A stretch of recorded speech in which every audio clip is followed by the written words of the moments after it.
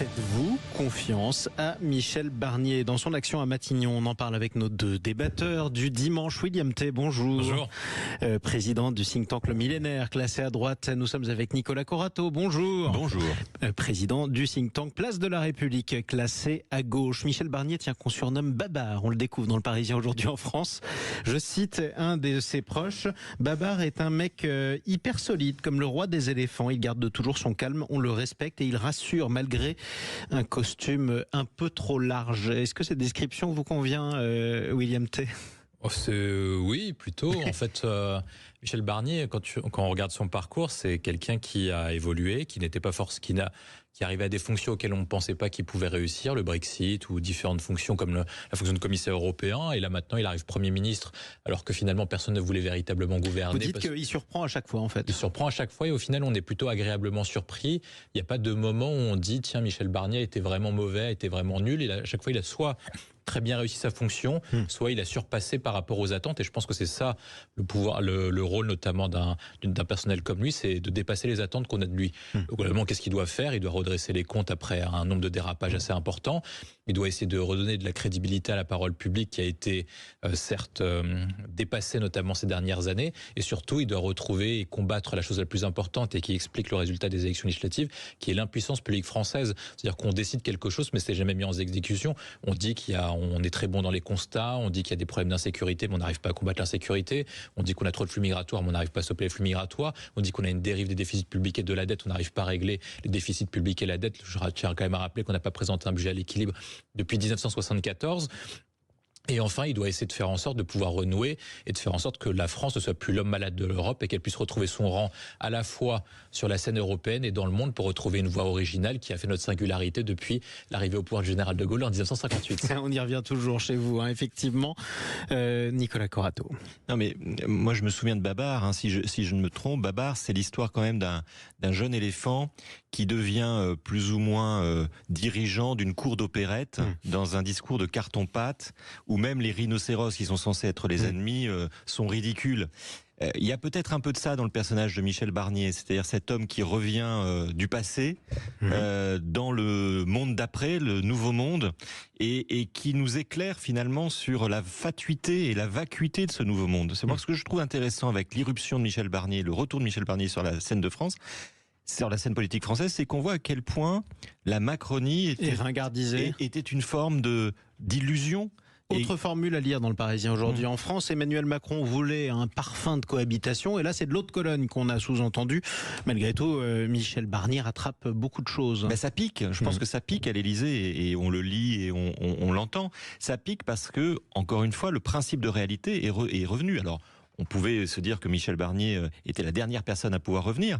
Son retour éclaire différemment la scène politique française et donne un éclairage très différent sur. Et je pense que les Français sont en train de se rendre compte que on pouvait faire autrement, qu'on peut faire autrement. Malheureusement, ils n'ont pas voté pour Michel Barnier. Ils avaient plutôt voté pour une autre alternance. Tant pis, et tant pis pour les alternants qui n'ont peut-être pas pris le virage là où il fallait le prendre. Vous faites allusion au nouveau Front populaire. Mais c'est intéressant de voir je vais vous dire, un autre monde est possible, mais une autre manière de faire de la politique est possible aussi. On est d'accord que là, vous êtes en train de vous féliciter finalement du retour de la bonne vieille droite au pouvoir après 7 ans de macronisme. Je me félicite du retour au pouvoir de gens qui ont un peu plus de sens de l'État, un peu plus de responsabilité, qui sont moins guidés par leurs conseillers en communication, qui sont moins guidés par l'idée de faire des coups permanents et qui sont en train de reprendre tout simplement la gestion de l'État. C'est pas ma politique, c'est pas la voie que j'aurais préférée, mais je trouve que dans le style, on revient à un sens de l'État qui me paraît plus conforme à ce qu'attendent les Français. Alors justement, tiens, vous parlez de communication. Michel Barnier dans le Parisien aujourd'hui en France qui dit « Je me replonge dans les revendications des Gilets jaunes ». Coup de com' ou c'est crédible?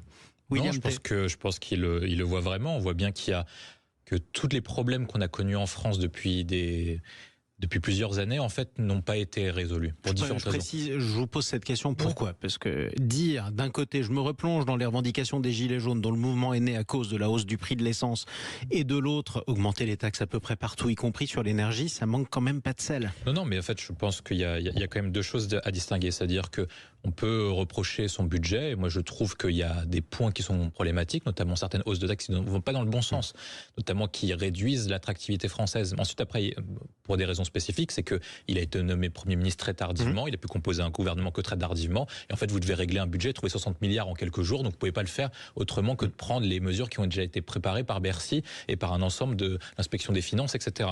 L'autre point ensuite, après, c'est de préparer un cap une fois que vous avez dépassé ce budget, et donc voir quels sont les problèmes profonds en France.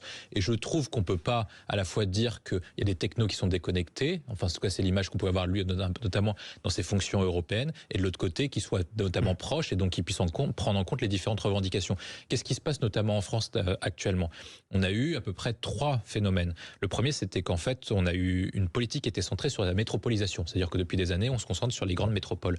Il y a eu la France périphérique qui s'est révoltée lors de la crise des Gilets jaunes, et il y a la France rurale qui s'est révoltée lors de la crise des agriculteurs. Ces gens-là n'ont pas disparu. Il y a toujours des crises profondes qui expliquent pourquoi est-ce qu'il y a des décalages entre la France des métropoles et la France périphérique, et pourquoi est-ce que la France rurale est actuellement en sécession, notamment parce que les phénomènes qui concernaient uniquement la métropole, les problèmes d'immigration, les problèmes d'insécurité, touchent maintenant les différents quartiers de France périphérique et de France rurale, notamment, on voit bien, avec l'augmentation du trafic de drogue. Et il y a également des problèmes qui sont très profonds en termes d'équilibrage et en termes de niveau de vie. Si aujourd'hui vous habitez dans la France rurale et dans la France périphérique et que vous avez un prix de carburant qui est élevé et que vous êtes touché par l'inflation, comment vous faites pour vivre dignement et pour pouvoir avoir des loisirs? Quand vous dialoguez dans l'ensemble des endroits qui sont touchés par ces zones, donc qui sont éloignés des grandes métropoles, à 30, 40, 50 km, vous n'avez pas d'activité. Et c'est ça le véritable problème. Et la réponse du gouvernement est aussi à cela de taxer davantage les voitures. Non, je pense que c'est pas une question de... Le gouvernement fait ce qu'il veut.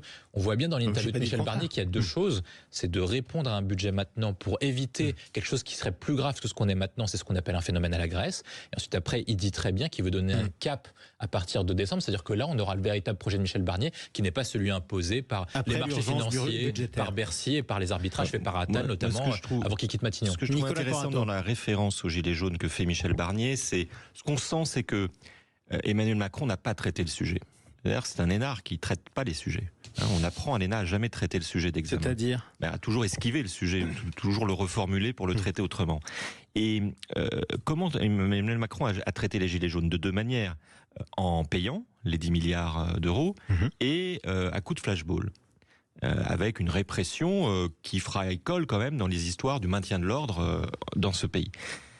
Il y a un sujet qui n'a pas été traité, mais qui était le sujet majeur des Gilets jaunes. C'était le sujet démocratique et politique. Et quand, effectivement, je lis Michel Barnier dans Le Parisien ce matin, expliquer qu'il veut se replonger dans les cahiers de doléances des Gilets jaunes, c'est aussi pour y chercher une forme de réponse politique à toute cette population qui n'a pas voté pour un gouvernement Barnier aux dernières élections législatives ou qui n'a pas voté du tout. Et donc, ça me semble intéressant qu'un homme politique, un Premier ministre, finisse le travail qui n'a pas été engagé sur cette partie du traitement démocratique et de la crise représentative que représentait le mouvement des Gilets jaunes.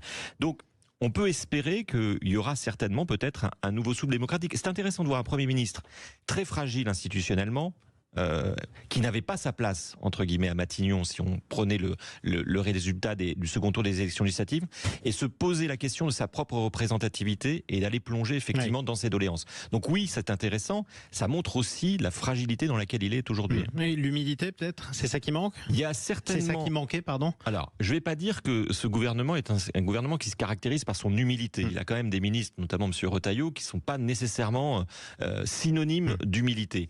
Mais je trouve que le style de Michel Barnier est un style plus humble, en tout cas plus retenu, certainement plus prudent que ce qu'il y avait avant. Et plus discret que ce qu'il y avait avant. Alors parlons maintenant quand même du budget, parce que avoir un cap et vouloir le donner, c'est une chose, avoir les marges de manœuvre pour le faire, c'en est une autre. Les députés ne se sont pas mis d'accord, ils ont dépassé le délai, le vote sur le budget, le volet recettes sera probablement reporté. La surtaxe sur les grandes entreprises a été finalement rejetée par l'Assemblée nationale après qu'elle eût été fortement alourdie par la gauche. Est-ce que avec cette Assemblée-là, on arrivera à avoir un budget ne serait-ce que cohérent? Non, mais on n'aura pas de budget cohérent. De toute façon, les députés ne sont pas dans une volonté aujourd'hui de faire un budget cohérent pour sauver la France. Ils sont là pour faire le cirque et pour foutre le bordel à l'Assemblée nationale. On voit bien très bien qu'il n'y a aucune cohérence. Tous les députés ? Quasiment une grande partie. On voit bien, en tout cas ceux qui sont présents sont là uniquement pour se donner en spectacle. Ça donne pas une grande image de la politique. Mais que dire de ceux qui sont pas présents alors ? Oui, aussi, vous avez tout à fait raison. Mais je pense que l'ensemble, je pense pas que l'activité à l'Assemblée nationale reflète une bonne image de la politique, alors que les Français ont surpris par un sursaut démocratique très important en juin dernier. Mais vous avez des gens, vous vous étonnez et vous inquiétez de voir le Parlement débattre. Non, c'est pas une question de passer. Non, mais j'ai l'impression que quand le Parlement suit le gouvernement, le Parlement fait son travail, et quand le Parlement débat, invente, innove, propose, nécessairement c'est le foutoir, c'est le bordel. Et quand Sandrine Rousseau à l'Assemblée nationale esquisse un début de bras d'honneur à ses collègues du Front National, du Rassemblement National, elle fait quoi ? Pourquoi toujours rentrer sur ces sujets par l'anecdote, même si ce geste est... Elle s'est excusée, je précise. Oui, ce geste n'a pas sa place dans l'hémicycle. Mais c'est pas ça que je veux dire, c'est que moi je me réjouis aussi de voir que le Parlement, l'Assemblée nationale, est redevenu un endroit non seulement où on débat, mais où on décide, et on décide de manière autonome par rapport au gouvernement. Alors oui, le problème c'est que derrière, c'est quoi la cohérence de ce budget ? Moi j'ai du mal à le voir. Vous avez des mesures de gauche, des mesures de droite, il y en a pour tout le monde. Il faut arrêter d'incriminer les présents qui jouent leur rôle d'élus et de représentants du peuple. Il faut peut-être se poser la question des absents. Qui sont les absents sur les bancs aujourd'hui ? C'est la Macronie qui est absente.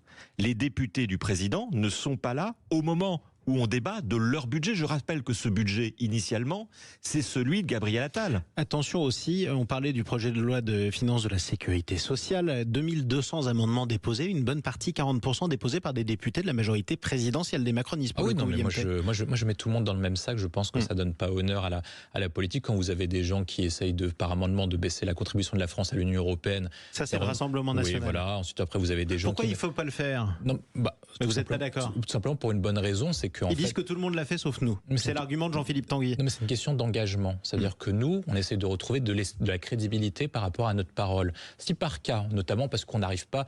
Pourquoi on fait ce budget ?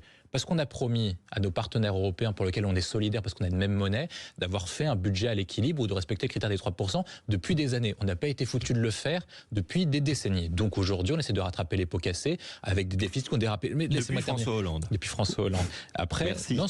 C'est Macron qui avait fait passer à 3%. Ensuite, après, sur la question, donc aujourd'hui, on essaie de retrouver de la crédibilité. L'autre point sur lequel on a besoin, c'est de retrouver de la cohérence et une ligne économique qui soit claire.